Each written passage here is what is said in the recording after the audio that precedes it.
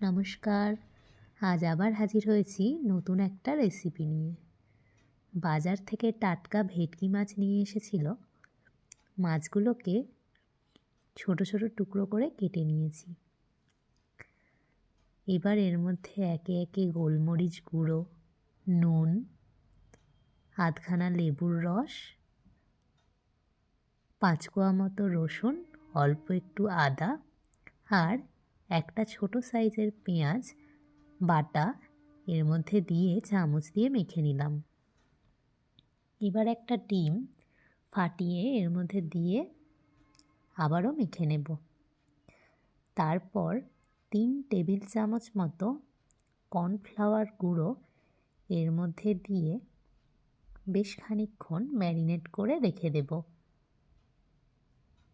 যত বেশিক্ষণ ম্যারিনেট করে রাখা যায় ততই ভালো হয়। আমি আধ ঘন্টা মতোই রাখবো।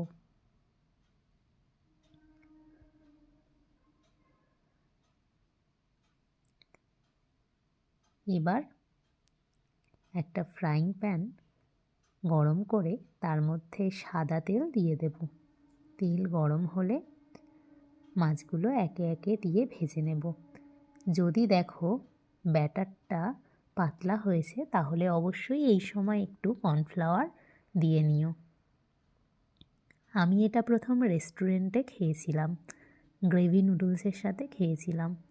তো বাড়িতে আমি নর্মাল নুডলসের সাথেই খাবো, যদিও এটা ফ্রাইড রাইসের সাথেও খেতে মন্দ লাগবে না। দেখো মাছগুলোকে এপিট ওপিট লাল করে ভেজে নিচ্ছি। এই মাছটা ভাজার পর চাট মশলা আর বিট নুন ছড়িয়ে খেতেও বেশ ভালো লাগে। আবারও আরেকবার বাকি মাছগুলো ভেজে নিলাম। এবার ওই তেলের মধ্যেই 2 চামচ মতো রসুন কুচি দিয়ে দিলাম। রসুন কুচিটা একটু বেশি লাগে। এবার এর মধ্যে 2 বড় সাইজের পেঁয়াজকে চৌকো করে কেটে দিয়ে দিলাম। কাটার পর পাপড়িগুলো অবশ্যই ছাড়িয়ে নিতে হবে। এবার এর মধ্যে একটা বড় সাইজের ক্যাপসিকাম দিয়ে ভালো করে নেড়ে চেড়ে নিলাম। এবার কাঁচা লঙ্কা কুচি দিয়ে দিলাম। তারপর একে একে 3 রকম সস দিয়ে দেব। Tomato sauce, chilli sauce, soya sauce সবই প্রায় 2 টেবিল চামচ মতো করে ব্যবহার করেছি।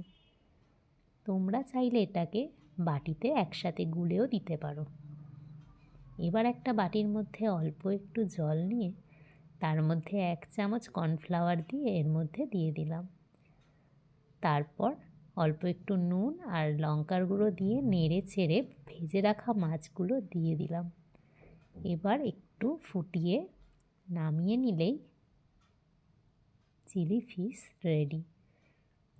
তোমরা অবশ্যই বাড়িতে বানিও আর জানিও কেমন হয়েছে।